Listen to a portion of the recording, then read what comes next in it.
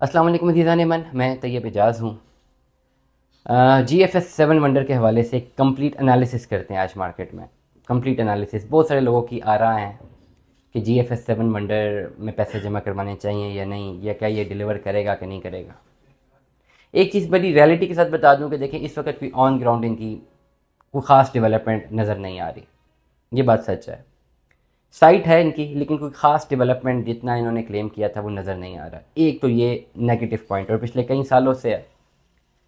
अब समझना है कि क्या करना है। उन लोगों को मैं एड्रेस कर रहा हूँ जिनके पास GFS 7 वंडर इस्लामाबाद की फाइल्स मौजूद हैं। मैं उन लोगों को एड्रेस करना चाह रहा हूँ। What you have to do, आप क्या कर सकते हैं। एनालिसिस कर सकते हैं ना कि क्या क्या हमारे पास प्लस पॉइंट्स है, क्या क्या नेगेटिव पॉइंट्स हैं। मैं हमेशा एक बड़ी क्लैरिटी के साथ एक बात करता हूँ कि आप ये सारे एनालिसिस तब करते हैं जब आपने इन्वेस्टमेंट करनी होती है। When you are going for an investment, या आप एनालिसिस तब करते हैं जब इन्वेस्टमेंट कर चुके होते हैं ना, तब आप एनालिसिस नहीं करते।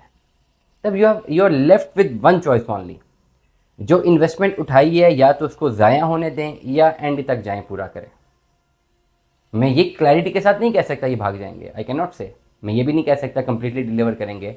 मैं एज अ लेमैन इनको देख रहा हूँ, ओवरऑल एनालिसिस कर रहा हूँ, और मैं बड़ी क्लैरिटी के साथ कहता हूँ कि मेरे थ्रू बुकिंग्स नहीं हुई हुई हैं, लेकिन अब बहुत सारे लोग फंसे हुए हैं। करना क्या चाहिए, मैं ये समझता हूँ, मेरी ज़ाती राय ये है कि अगर आप अपने इन्वेस्टमेंट की हुई है तो आप फैसला लें कि either you take the risk, either you do not. If you take the risk, you have to complete all of your cost of land. फिर आपको डेवलपमेंट चार्जेस भी क्लियर करने हैं, and you have to wait. Maybe you have to wait for 2 to 3 years, maybe you have to wait for 5 to 6 years, maybe you have to wait for 10 years। ये real value है। या आप exit ले लें, फिर at least exit के वक्त जो फाइलें आपके पास हैं, आप उसमें किसी सूरत ये नहीं कह सकते कि ये हमें सेल हो जाए या हमें पैसे वापस मिल जाए, वो नहीं मिलते। अगर मैं गलत कह रहा हूँ, मार्केट देख लें। नंबर 1, करना क्या चाहिए। मेरा एक ओवरऑल, मैं हमेशा एनालिसिस बनाता होता हूँ कि हाउ, व्हाट वी डू, क्या करना चाहिए। 3-4 फैक्टर्स हम उठाते हैं हमेशा। सबसे पहले हम कंपनी का नाम देखते हैं। नो डाउट कंपनी का नाम अच्छा है, कराची में इन्होंने डिलीवर किया, ठीक है। कराची में डिलीवर नहीं भी किया, ये भी ठीक है। बहुत सारे प्लस पॉइंट्स हैं, नेगेटिव पॉइंट्स हैं।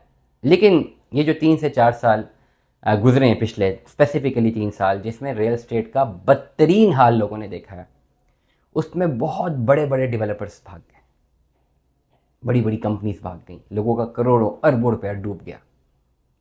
और मैं ये समझता हूँ कि उस पर्टिकुलर टाइम स्पैन में जिन जिन कंपनीज ने डिलीवर नहीं करना था, या जिन जिन के पास लैंड नहीं थी, उनको निकल जाना चाहिए था, और वो निकल गई।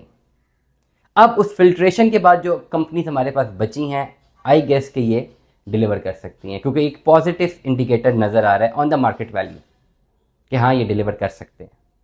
क्योंकि अगर डिफ़ॉल्ट करना था तो that was an ideal time. Interest rate 25% पे चला गया था, रियल स्टेट बिल्कुल बैठ चुकी थी, there was no one in the investment, और बड़े से बड़े प्रोजेक्ट्स रोज़ाना आए दिन डिफ़ॉल्ट करते जा रहे थे। उसी बहती गंगा में हाथ धोते हुए इनको भी निकल जाना चाहिए था। बड़े बड़े प्रोजेक्ट्स गए हैं, मिविडा देख लें, नज़र नहीं आ रहा। खनियाल होम्स नज़र नहीं आ रहा आपको। मोटरवे सिटी कोई बना था, नज़र नहीं आ रहा। देयर आर मल्टीपल प्रोजेक्ट्स, बहुत बड़ी बड़ी कंपनीज, बड़े बड़े डेवलपर्स करोड़ों अरबों रुपए की लेकर आए थे मार्केट में वैल्यूएशंस, पैसे भी दे रहे थे लोगों को, गायब हो गए। ये नहीं हुआ, ये एक पॉजिटिव इंडिकेटर है। दूसरा पॉजिटिव इंडिकेटर, साइट है तो सही ना, थोड़ी ही सही, नज़र तो है, कोई बात करने वाला तो वहाँ पे है, ऑफिस में बात करने वाले तो लोग हैं। This is a strong positive indicator. Negative indicator क्या है, डेवलपमेंट नहीं है। The only negative indicator, development नहीं कर रहा। एनओसी है नहीं है, ग्रीन गार्डन्स का ये कह रहे हैं हम एनओसी जो है उसको क्लेम कर रहे हैं, ठीक है, उनका राइट है, कर सकते हैं। बट डेवलपमेंट, और डेवलपमेंट दिखनी लाजमी है, डेवलपमेंट होनी चाहिए, that is an important point. Development 5 से 6 महीने, साल में भी देखी जा सकती है, ठीक है, मान लिया।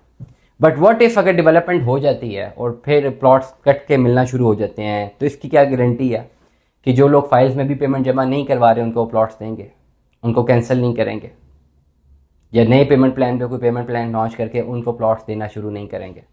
This is an again a question mark. तो इसलिए मैं ये समझता हूँ कि अगर आपके पास मल्टीपल फाइल्स हैं GFS 7 वंडर की, तो आपके पास मल्टीपल नहीं, एक होनी चाहिए, एक लाइबिलिटी होनी चाहिए, और उसको आपने कंप्लीट करना है।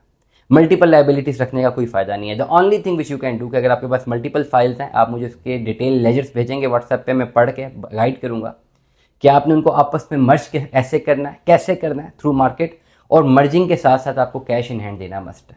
विदाउट कैश इन हैंड आप मर्ज नहीं कर सकते। दिस इज़ द वे कि अगर आपके पास मल्टीपल फाइल्स हैं तो आप एक फाइल में पार करके वेट करें, देखें कि कब आपको प्लॉट्स मिलते हैं। और आई विश के प्लॉट्स मिले, आई विश प्लॉट्स जल्दी मिले और ये प्लॉट्स मिलने चाहिए। This is my wish also. दुआ में याद रखिएगा, अपना बहुत सारा ख्याल रखिएगा। Stay tune.